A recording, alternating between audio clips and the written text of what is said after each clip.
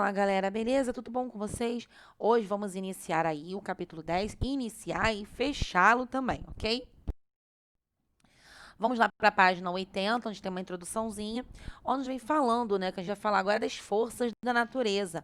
Terremotos, inundações, erupções vulcânicas. O que esses acontecimentos eles vão ter em comum?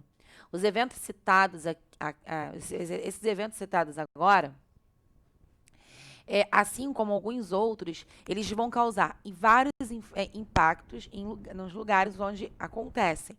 E esses impactos, eles geram desordens ambientais, sociais, atingem a fauna, flora, as populações humanas locais. Em diversos casos, algumas espécies são forçadas a migrar para outros ambientes, o que pode ocasionar um desequilíbrio ambiental. Para começar a analisar esses acontecimentos e seus impactos, eu quero que vocês reflitam aí, tá legal? Infelizmente, a gente não vai ter como ficar trocando muita ideia, vocês podem, lógico, mandar mensagens, tá bom? Mas eu quero que vocês reflitam e aí podem até colocar umas respostinhas aí no livro, no próprio livro de vocês. Qual é a relação entre esses eventos e as ações humanas? Será que existe? Que mudanças podem ser percebidas nos locais afetados por catástrofes aí de grandes magnitudes? Vamos falar aí um pouquinho sobre, a gente vai ver sobre alguns exemplos, tá legal? E como que elas podem aí mexer na paisagem. Cataclismos são alterações no ambiente. Então, olha só, gente. As mudanças bruscas que afetam a paisagem, tá, de determinado lugar e interferem diretamente no caso das populações, na dinâmica das populações, é chamado de cataclismo, tá?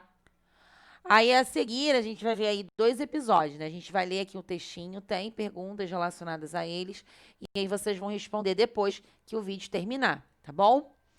A seguir você então vai analisar 2 episódios que aconteceram na América Latina nos últimos anos, que ilustraram impactos causados aí por desastres naturais ou pelo ser humano nas regiões onde vivemos.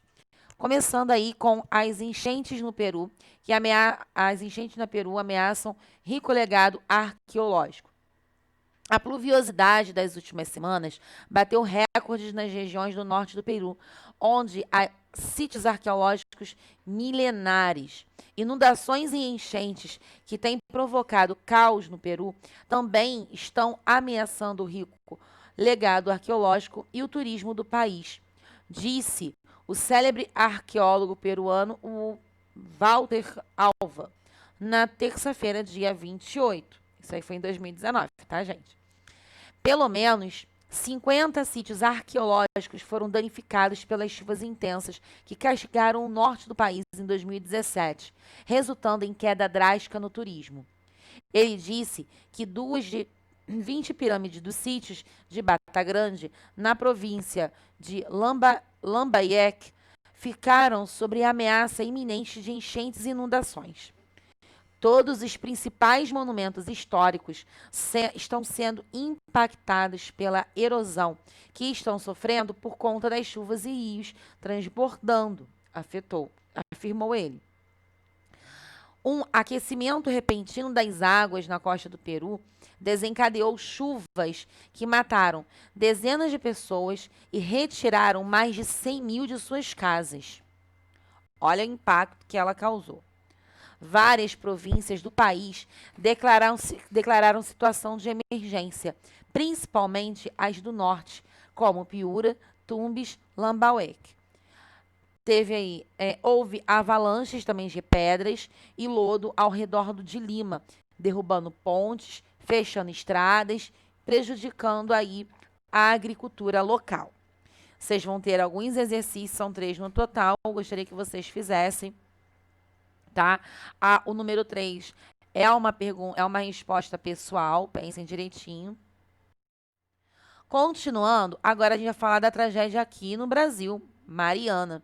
Uma tragédia anunciada. Porque é anunciada, né, Juliana? Vocês vão ver os motivos. Em novembro de 5 de novembro de 2015, ocorria o rompimento da barragem de Fundão em Mariana, Minas Gerais. Subitamente, uma avalanche contendo milhões de toneladas de rejeitos de mineração foi despejada sobre o Rio Doce. Seus afluentes e comunidades ribeirinhas, especialmente Bento Rodrigues, Paracatu de Baixo e Gesteira, dentre muitas outras. A catástrofe, ela poluiu mais de 650 quilômetros de extensão ao longo do Rio Doce, além da dispersão dos rejeitos por mais de 36 mil quilômetros quadrados no Oceano Atlântico, comprometendo a vida aquática e todo o ecossistema a ela ligado. Acima de tudo, vidas humanas se perderam. O município de Bento Rodrigues foi aniquilado e os impactos do desastre ainda serão sentidos por um longo tempo, possivelmente aí séculos. Eles têm aí problemas até hoje relacionados a essa questão desse rompimento dessa barragem. Ao se avaliar as causas do desastre, uma pergunta rotineira é feita: por que essa barragem ela se rompeu? De acordo com a perícia criminal federal, danos estruturais na barragem impediram que ela suportasse a pressão dos rejeitos, terminando por ruir. O laudo comprovou que, no caso de Fundão, os preceitos mais elementares de segurança de barragens foram sistematicamente desobedecidos ao longo dos 7 anos de funcionamento, indiciando ter se tratado de uma tragédia anunciada. Como assim anunciada? Que já era previsto acontecer. Quanto aos impactos futuros do ocorrido, muitas dúvidas ainda pairam no ar. Como decorrência do desastre, pesquisas demonstram a acumulação de metais pesados no meio ambiente, cujos níveis elevados podem provocar aí sérios danos ao organismo humano, como manifestação de efeitos tóxicos capazes de serem revelados apenas em décadas. Também tem aí exercícios, duas questõezinhas apenas aí para vocês fazerem. Como exemplificado nos textos que você acabou de ler, os cataclismos, né, que são as catástrofes que existem, podem ter relação direta ou indireta com a ação humana, além dos fatores naturais. No episódio ocorrido no caso do Peru, os impactos eles foram causados por quem? Por enchentes, por inundações, que são fenômenos naturais. No entanto, esses eventos também foram desencadeados pelas alterações climáticas no planeta, que podem ter sido potencializadas pela ação humana. A gente não tem vivenciado aí a intensificação do efeito estufa, que tem causado mudanças climáticas drásticas. Então, essas chuvas, às vezes, que acontecem de forma exagerada em relação, tipo, época de chuva, mas as chuvas estão aumentando cada vez mais, os climas têm mudado, né, de uma forma mais brusca, podem estar relacionados, sim, ao ser humano, nem que seja de forma indireta, tá bom? Já no caso aí da tragédia de Mariana, a barragem que se rompeu representa uma intervenção humana direta no caso, em relação ao ambiente, né? E em relação aos cataclismos naturais, você consegue lembrar de algum episódio? Diversos são os casos, gente, de tragédias ocasionadas por eventos como erupções vulcânicas, terremotos, furacões. O terremoto que ocorreu no Peru na década de 1970, por exemplo, ele destruiu uma cidade inteira, registrando milhares de mortes e alterando aí o meio ambiente. A gente também teve aí a erupção vulcânica que ocorreu aí no Monte Tambora, na Indonésia, no século XIX, ficando aí marcado na história como de uma das mais drásticas, tanto para a humanidade quanto para o meio ambiente, tá? Com impactos que se estenderam por muito tempo. Cataclismos de outros tempos. Os exemplos trazidos nas reportagens que você acabou de ver retratam situações ocorridas recentemente, mas eventos de magnitudes aí sempre aconteceram e tiveram grandes impactos sobre a vida na Terra. Agora vamos voltar no tempo e conhecer outros cataclismos. Vamos começar aí com as grandes extinções, ok? Um dos padrões que se repetem na história da vida é a extinção de muitas espécies ao mesmo tempo. Diversas extinções em massa teriam acontecido desde que a vida surgiu na Terra. Segundo pesquisadores que estudam o surgimento e a evolução da vida na Terra, o movimento das placas tectônicas, algumas mudanças climáticas provocadas por erupções vulcânicas e até a interferência de fatores externos, como meteoritos, asteroides, que vieram do espaço, provocaram a extinção de várias espécies com o passar de milhões de anos. Extinção dos trilobitas. Vocês vão ver o que são os trilobitas daqui a pouquinho, né? Daqui a pouquinho, quando eu virar aí a minha página. Que marcas as extinções elas vão deixar? As informações necessárias para a constatação de acontecimentos dessa importância, no caso, são obtidas por onde? Pelo nosso registro fóssil. Você sabia que os fósseis, eles podem contar sobre como eram os seres, como eram os ambientes em que eles viviam, podem saber até mesmo em relação à alimentação deles, tá bom? Conheça um pouco mais aí sobre o antigo grupo de artrópodes, já extinto, mas que foi muito comum no passado. Os trilobitas, eles são animais que não existem mais na Terra. Sabe-se que eles possuíam um exoesqueleto rígido que se acredita ter sido semelhante aos artrópodes atuais, como os caranguejos. Tem uma carapaça? Então, existem muitos fósseis desse grupo, o que permite, então, extrair muitas informações relacionadas a eles. E apesar de não serem tão famosos como a questão dos dinossauros, né, seu estudo mobiliza vários grupos, no caso, vários pesquisadores ao redor do mundo. Ao redor do mundo. Eu acabei cortando lá meu finalzinho, né? Mas vários pesquisadores, então, acabam se mobilizando para estudar os trilobitas. E aí, isso aí, essa imagem que vocês estão vendo, são de seus fósseis. Eles, no caso, possuem um corpo segmentado, quer dizer, dividido em 3 partes. No caso, tinha um escudo cefálico, que seria a parte da cabeça, o tórax e o abdômen. Desculpa. Sua carapaça, ela era mineralizada, servia de proteção e, como ocorre com os artrópodes atuais, faziam mudas regulares para o crescimento. Por exemplo, um gafanhoto. Um gafanhoto é um artrópode. Para ele crescer, ele tem que fazer a muda, trocar de exoesqueleto. Ele sai de dentro da carapaça dele, da parte do exoesqueleto, que é aquela parte durinha, para crescer. Tá? Em geral, essas carapaças são as estruturas que podem aí ser fossilizadas, no caso dos trilobitas. O corpo dos trilobitas, no caso, então, eles eram mole, com numerosas pernas que raramente ficaram preservadas, tá? Esses organismos eram capazes de se enrolar graças à estrutura segmentada do seu corpo, como fazem, por exemplo, os tatuzinhos de jardim. Esses animais, eles viveram entre 520 a 250 milhões de anos atrás, aproximadamente. Além de fornecer vestígios sobre o tempo que esses seres vivos viveram, os fósseis podem, no caso aí, nos dar pistas de como era o ambiente em que viveram. Eles permitem ainda a gente tirar informações em relação à história das espécies, a movimentação aí dos continentes, as mudanças dos oceanos, alterações naturais e migrações para diversas espécies, a forma de sobreviver a esses eventos cataclísmicos pode ser a mudança de habitat por meio do processo de migração. Considera-se a migração aí o movimento em que de um local para o outro com determinada direção e sentido, realizado por um conjunto de indivíduos. Diversos organismos, entre eles aves, insetos, peixes e mamíferos, realizam migrações como parte do seu ciclo de vida. No entanto, nem todas as espécies podem realizar as migrações, né, como o caso das plantas e também de alguns outros organismos. Vamos ver aí, ó, vários motivos podem estar associados às migrações. Vamos começar ali embaixo com esses pequenos 30 réis ártico, ou andorinha do Ártico, que viajam todo ano de um polo ao outro e elas percorrem cerca de 20 mil quilômetros do Círculo Polar Ártico até a Antártida e depois retornam. Nesse tipo de migração, também conhecido como invernada, as aves elas migram no outono em direção às regiões mais quentes em busca de quê? De alimento, busca de água e também a questão da reprodução. Os gnus, assim como outras espécies, têm padrões de migração que variam em função da disponibilidade de água.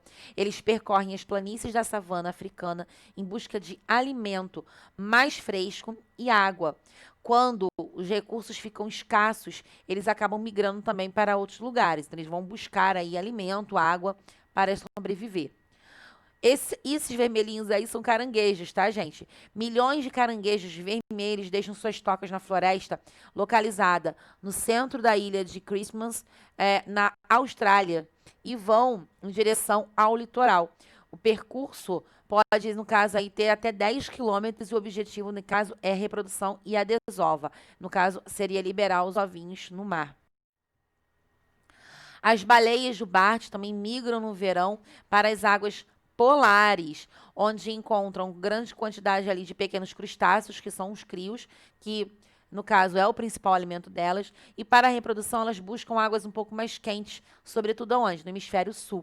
As jubartes estão encontradas nos locais em que se reproduzem de junho e julho até novembro e dezembro, quando elas acabam retornando aí para as águas frias. E essas últimas aí, as borboletas, algumas espécies de insetos também migram. Quando o verão no hemisfério norte está prestes a terminar, milhares de borboletas monarcas, elas se reúnem para viajar do Canadá ao sul, ao rumo ao sul, porque no caso o inverno lá é muito intenso. São diversos dias até que elas atinjam o local que hibernam todos os anos do inverno. Pousam em árvores e ali passam as estações do ano em estado letárgico, que é um estado de dormência, e na primavera voltam ao norte. Como você viu, as migrações elas podem estar associadas ao clima, à disponibilidade de água e comida, ao comportamento reprodutivo e etc. Dessa forma, as ações humanas podem ter graves impactos nas dinâmicas de vida de muitos seres vivos. A destruição de determinadas regiões, no caso de uma floresta, por exemplo, elas podem aí fazer com que uma espécie que habitam no local sejam forçadas a migrar para outros ambientes, ou acaba aí por dificultar a perpetuação de outras espécies que migram para essa região na época reprodutiva. Então, o ser humano pode influenciar na migração desses seres, sim. Vamos falar aí das glaciações, né? Quem seriam elas aí? As glaciações, elas são eventos naturais que levaram às migrações em massa no decorrer da história da Terra. Todo mundo já viu o desenho aí do Era do Gelo, né, gente? Então, a gente vai falar aí as chamadas eras do gelo ou eras glaciais. Peraí, Juliana, a Era do Gelo realmente aconteceu? Aconteceu, tá? É óbvio que não daquele jeito, né? Mas aquele desenho, aquele filme que chamam de filme, né? Ele é muito bom, às vezes, para a gente fazer umas determinadas comparações aqui em ciências. Mas vamos, por exemplo, a questão da migração. Antes de eu continuar aqui a leitura, eu ia até começar, mas em relação à migração, por exemplo, todo mundo aí lembra, espero que sim. Quem não viu a Era do Gelo pode ver, que é um desenho fantástico. O que acontece? No primeiro deles, o que está acontecendo? Eles estão migrando. Os animais estão fugindo. Não é mais ou menos isso que acontece? Então vamos continuar aqui. As chamadas eras do gelo ou eras glaciais são eventos de longa duração, podendo durar até 100 milhões de anos. Considerando apenas o último bilhão de anos do planeta, já ocorreram 6 eras glaciais. Para os geólogos, ainda estamos vivendo uma delas, porque há uma parte do planeta que é coberta pelo gelo, cerca de 10%. No grande espaço de tempo de uma era, ocorrem os chamados períodos glaciais, que têm uma duração mais curta, tá? E também são mais frequentes. Durante esses períodos, há expansões de calotas polares, quer dizer que o gelo, no caso, pode se aumentar o tamanho deles, e entre a ocorrência deles, nos chamados períodos interglaciais, existe a redução das geleiras, ok? Como está mostrando na imagem aqui abaixo. A gente tem a geleira, aí tem a fase glacial, em que existe um avanço da geleira, depois a fase interglacial, em que existe o recuo delas. Não se sabe ao certo quais são as causas do resfriamento e do aquecimento do planeta, mas podem estar relacionadas às variações de intensidade da radiação solar que chega à Terra. Isso envolve, portanto, as mudanças na composição da atmosfera, que pode bloquear mais ou menos a entrada dos raios solares, bem como a extensão dos oceanos e continentes, que podem ampliar ou diminuir aí as superfícies de reflexão e radiação do calor.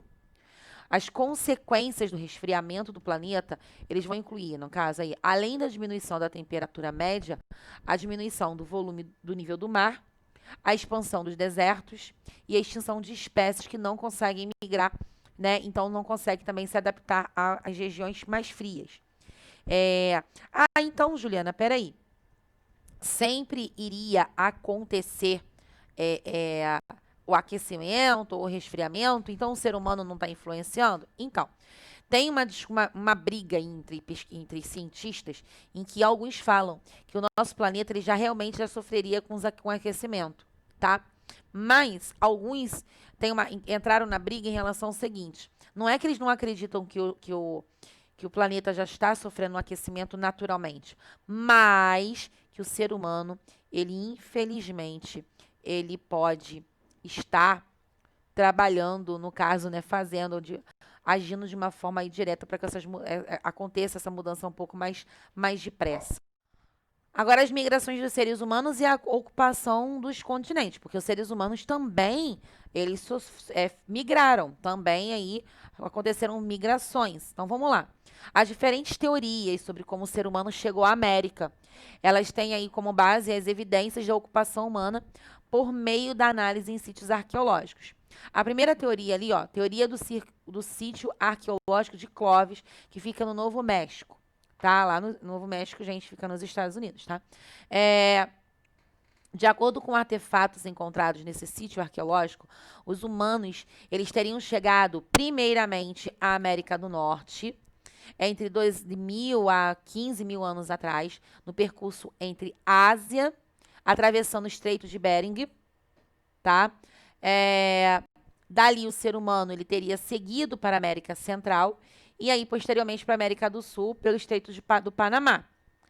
Tem a teoria da chegada pelo mar, tá? Ainda tem a teoria da chegada pelo mar, que é a descoberta de evidências que datam aí de até 14.500 anos atrás, quando colocou em xeque aí a teoria de Clovis. Os seres humanos teriam chegado à América pelo mar, atravessando aí o Oceano Pacífico pela Oceania e outras ilhas do Pacífico. Temos a teoria das 3 ondas migratórias, que são chamados os primeiros americanos que teriam chegado ali ao Estreito de Bering e seguiu em direção ao sul pela costa do Pacífico. Uma segunda onda percorreu a costa do Ártico e os seres humanos chegaram até a Groenlândia e já a terceira se dirigiu ao rumo das Montanhas Rochosas. E nesse caso, as evidências utilizadas aí, no caso, estão relacionadas à análise de DNA. E tem as teorias das diversas ondas migratórias para a América. Essa teoria foi elaborada aí pelo pesquisador brasileiro Walter Neves, que para ele existiram diferentes ondas migratórias para a América, tanto por meio do Estreito de Bering, quanto pelo mar, vindas da Ásia, da Oceania. Essa teoria aí também utiliza várias aí evidências dos sítios arqueológicos e também as análises de DNA. Para falar a verdade, são todas teorias e até hoje estão sendo estudadas, beleza? Agora, eu sei que parece ter muita página, mas tem página que só tem uma atividadezinha, tá bom? Façam isso aí, a correção vai ser feita hoje ainda, ok?